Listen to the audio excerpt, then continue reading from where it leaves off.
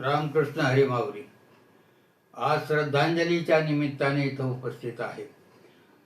भीमराव मल्हारी चव्हाण यांचं दिनांक 20 एप्रिल 2026 रोजी निधन झालं. ही वार्ता कानी आल्यानंतर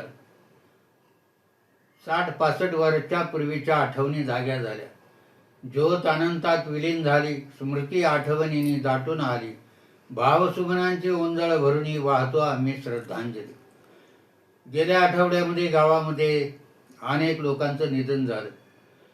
कालच मी सतीशराव साळुंखे यांच्याबद्दल 4 शब्द बोललो, श्रद्धांजली वाहिली.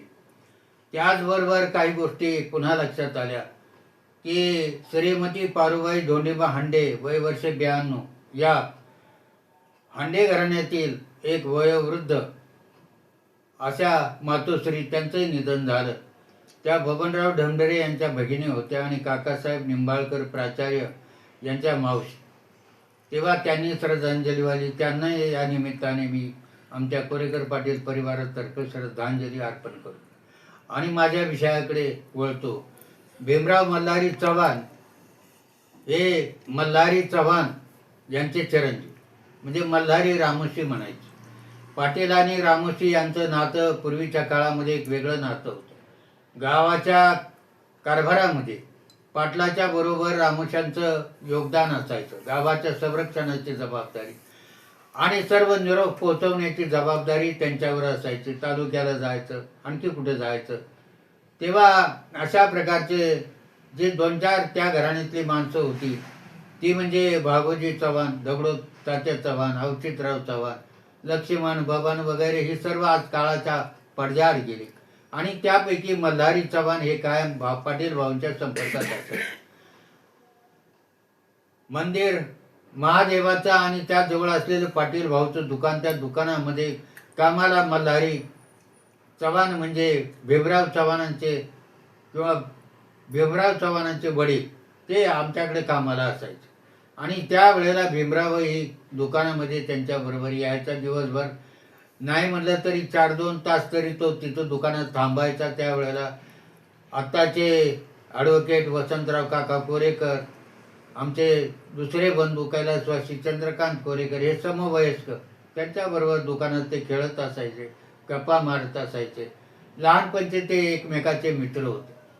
आणि मागच्या महिन्यामध्ये मी नावरे गावामध्ये आल्यानंतर महादेवाचं कुटुंब दर्शन घेतलं. बाहेर आलो तर तिथं भीमराव उभा होता. त्याला पाहिल्यानंतर मला 60-65 वर्षापूर्वीची आठवण झाली. तोच भोळा बाबडा चेहरा आणि अशा प्रकारचा निष्पाप जीव समोर पाहिल्यानंतर मी त्याच्या खांद्यावर हात ठेवला आणि त्याला विचारलं, का रे भीमा, कसं काय, ओळखलं का मला? म्हटलं नाही हो, मी नाही ओळखलं. अरे म्हटलं, मी पाटील भाऊंचा मुलगा दादा. तो म्हटलं, दादा? म्हटलं धनंजय का? म्हटलं हो. हां, म्हणजे माझं त्याला शाळेतलं नाव आठवलं, म्हणजे स्मरणशक्ती चांगली दिसली हे त्यावरून मला कळलं. आणि तब्येतीची चौकशी केली तर मधून अजून तो आजारी असायचा. परंतु त्याची काल निधन वार्ता ऐकल्यानंतर मनाला दुःख झालं की जो परिवार आमच्या पाटील परिवाराच्या सानिध्यात सतत वावरला, त्याचे वडील मल्हारी हे भाऊंच्या बरोबर कामाला असायचे. तसेच पुढे ते रामोशी म्हणून जसे गावच्या संपर्कात होते, भाऊंच्या संपर्कात होते, तसंच पुढे ते कोतवाले झाले. जेव्हा पाटीलकीची वतन खालसा झाली 67 सालानंतर आणि पंचायत राज्य सुरू झाल्यानंतर आता या मंडळींना तसं काम काही राहिलेलंच नव्हतं. मग पुढं कोतवाल म्हणून एक हुद्दा निर्माण झाला ग्रामपंचायतीमध्ये. आणि त्यावेळेला आनंदराम आचार्य हे सरपंच होते, भाऊ उपसरपंच होते. आणि ठरवलं की या लोकांना कामाला आपण लावलं पाहिजे. आणि ग्रामपंचायतीमध्ये मग अवचितराव, भागूआप्पा आणि मल्हारी हे 3 जण कामाला लागले. परंतु त्यापेक्षा त्यांचं आमचं जवळचं नातं म्हणजे ते भाऊंच्या बरोबर दुकानात कामाला असल्यामुळे भीमा या आमच्या कायम संपर्कात असायचा. आणि अशा प्रकारे हे नातं बरं, हे कुटुंब तसं दुर्बलच होतं.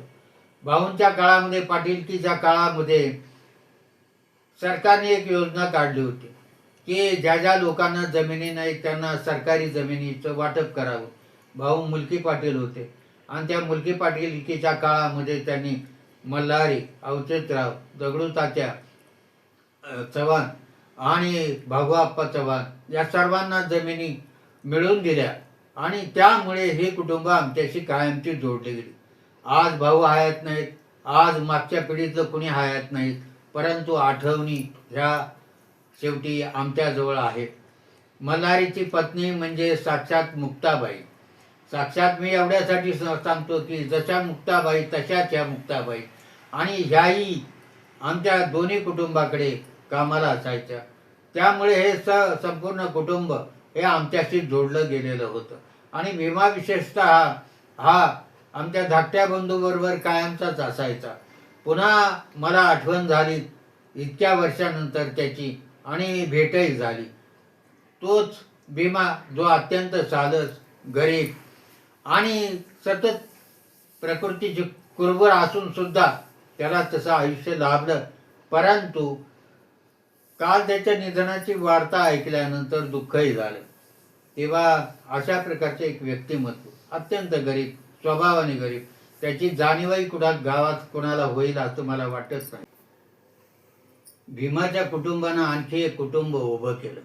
ते म्हणजे मल्हारी चव्हाण यांनी आपला भाचा, ज्याला आईवडील नव्हते, अनाथ होता, तो रंगनाथ लहानू रामोशी किंवा त्याचं आडनाव मदने असं सांगितलं जातं, यालाही लहानाचा मोठा केला आपल्या कुटुंबामध्ये.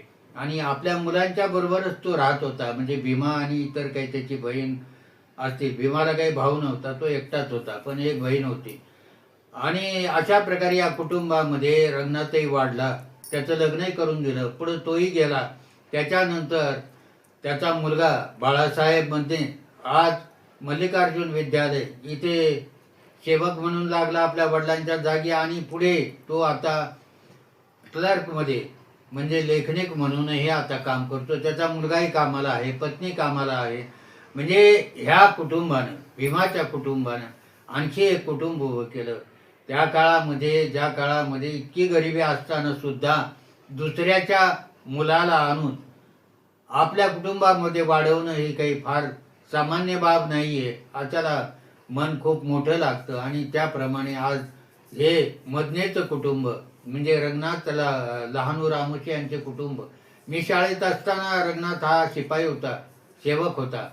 त्याचं कुटुंबही आज चांगल्या स्थितीत आहेत. त्याचा मुलगा भेटतो मधूनातून. आणि बाळासाहेब, त्याची पत्नी, ही सगळी चांगल्या प्रकारे आज परिस्थितीत जगत असतात.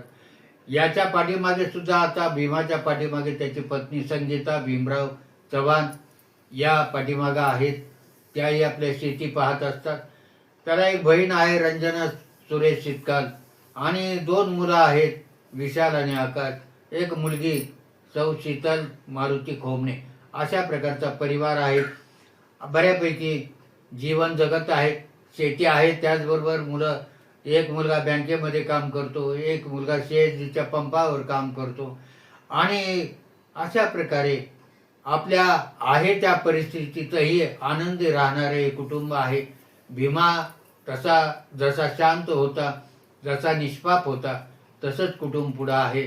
तेव्हा या निमित्ताने मला भीमाची आठवण झाली आणि 4 शब्द त्याच्याविषयी बोलावेत. कारण आमच्याच कुटुंबात तो वाढला, लहानाचा मोठा झाला.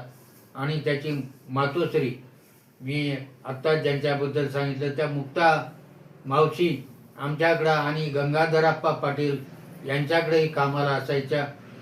अशा परिस्थितीमध्ये मल्हारीचं लवकर निधन झालं, भीमाच्या वडिलांचं सुद्धा लवकर निधन झालं. आणि त्यानंतर या कुटुंबाचा डोलारा सांभाळण्याचं काम त्यांच्या मातोश्री मुक्ताबाई यांनी केलं. आणि पुढं भीमाने हे काम केलं. या निधनानिमित्त मी आमच्या कोरेकर पाटील परिवारातर्फे त्याला श्रद्धांजली वाहतो. परमेश्वर त्याच्या आत्म्याला शांती देवो आणि त्याच्या परिवाराला दुःख सहन करण्याची शक्ती देवो, ही मल्लिकार्जुन चरणी प्रार्थना करून थांबतो.